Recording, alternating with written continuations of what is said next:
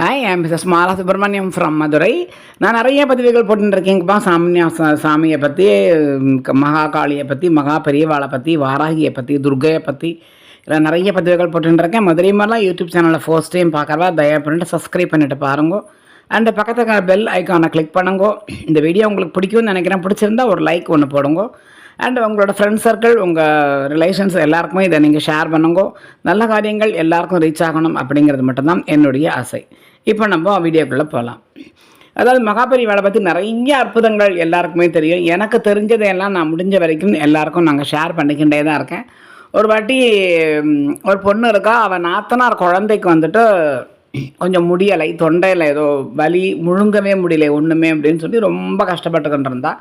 2-3 doctors எல்லாமே போய் கேட்டதுக்கு அவள் வந்துட்டு மேஜர் ஆப்ரேஷன் பண்ணணும், ஆப்ரேஷன் பண்ணினா என்ன ஆகும்னு சொல்ல முடியாது அப்படிங்கிற மாதிரி சொல்லிட்டா. குழந்தை தவிக்கிறது, சாப்பிடவும் முடியல, முழுங்கவும் முடியல.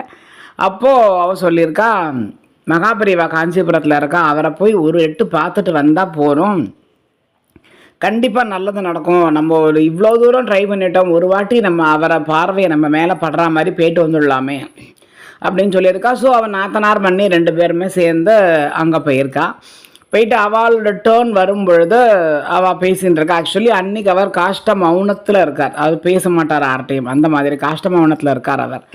அது இவளுக்கு தெரியலை. இவள் பேசிக்கிட்டே இருந்தா. இந்த மாதிரி சொன்னா, இவள் வந்துட்டு என் நாத்தனார் குழந்தை, அவளுக்கு வந்துட்டு ரொம்ப முடியலை, எல்லா இடத்துலையும் நாங்கள் காமிச்சிட்டோம், குழந்தை முழுங்க கூட முடியாமல் தவிக்கிறது, கழுத்தில் நரம்பு ஏதோ பாதிக்கப்பட்டிருக்கு, மேஜர் ஆப்ரேஷன் பண்ணணுங்கிற, ஆப்ரேஷன் பண்ணினா என்ன வேணால் ஆகலாம் அப்படின்னு சொல்கிறா. பெரியவா தான் அந்த குழந்தைய நல்லபடியாக காப்பாற்றி கொடுக்கணும் அப்படின்னு சொல்லி கேட்குறார். அவர் உடனே ஒரு பார்வை ஒன்று பார்த்துட்டு கழுத்தை அப்படி தன்னோட கழுத்தை அப்படி தடவிக்கிண்டே அவர் பாட்டுக்கு உள்ளே போய்டுறார்.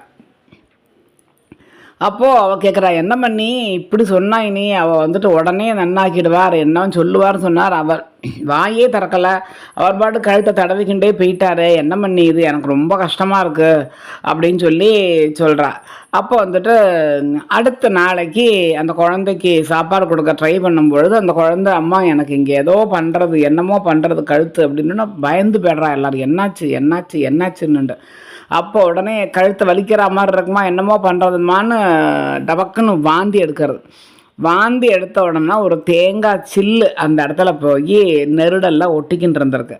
அதுதான் இத்தனை பாடப்படுத்தியிருக்கு. அது அவர் அழகாக தன்னுடைய கழுத்தை தடவி அந்த குழந்தை வாயிலிருந்து அதை வெளியில் கொண்டு வந்துட்டார். அது வந்த உடனேயே குழந்தை நார்மலாக எடுத்து அடுத்த நாளைக்கு அவள் டாக்டர்ஸ் எல்லாம் வந்து பார்த்துட்டு, கழுத்தெல்லாம் தட்டி பார்த்து, வலிக்கிறதா உனக்குன்னு கேட்டால், இல்லையே வலி இல்லையே, சாப்பிட முடியறதா, முழுங்க முடியறதே அப்படின்னு அதை நன்னா நார்மலாக சொல்லிக்கிட்டு இருக்க குழந்தை. என்ன இது நேத்திக்கு அப்படி இருந்தது, இன்றைக்கி ஒன்றுமே இல்லாமல் போயிடுதா, இனிமேல் ஒன்றும் பிரச்சனை இல்லை, நீங்கள் குழந்தைய ஆக்ஷன் ஆற்றுக்கு போங்க அப்படின்னு சொல்லிடுறா டாக்டர்ஸ். ஸோ எப்பேற்பட்ட ஒரு கருணை, எப்பேற்பட்ட ஒரு அற்புதம். இந்த மாதிரி 1-2 அற்புதங்கள் இல்லை, இப்போ அவர் ஆயிரக்கணக்கில் பண்ணி வச்சுருக்கார்.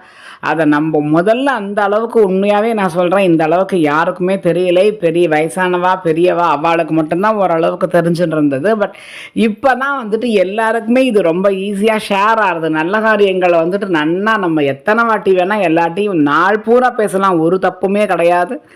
அதை பேச கண்டிப்பான முறையில் நமக்கு புண்ணியம் மட்டும்தான் வரும்.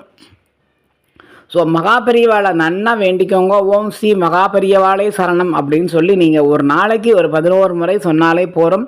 அப்படி இல்லையா, அரஹர சங்கர ஜெய ஜெயசங்கரன்னு சொல்லுங்க. உங்களால் அவருடைய நாமாவை எத்தனை தடவை சொல்ல முடியுமோ அத்தனை தடவை நீங்கள் சொன்னேன்னாக்கா, நீங்கள் என்ன காரியம் என்னைக்குன்னு இருந்தாலும் அது இப்போ எல்லாட்டையும் ரொம்ப ஷார்ட் பீரியட்லேயே கண்டிப்பான முறையில் நிறைவேறும். அது ஆரோக்கியமாக உடம்பு நோய் அப்படின்னாலும் பரவாயில்லை, இல்லை அது ஐஸ்வர்யம் வரணும் அப்படின்னாலும் பரவாயில்லை, இல்லை கல்யாண யோகம் வரணும் அப்படின்னாலும் பரவாயில்ல, இல்லை புத்திர பாக்கியம் வேணும் அப்படின்னாலும் பரவாயில்லை, இல்லை ஆத்துக்கார பொண்டாட்டிக்குள்ளே என் கணவருக்குள்ளே சண்டை வருதுன்னாலும் பரவாயில்ல, எதுவாக இருந்தாலும் அது நன்றாக மாறும். அரஹர சங்கர.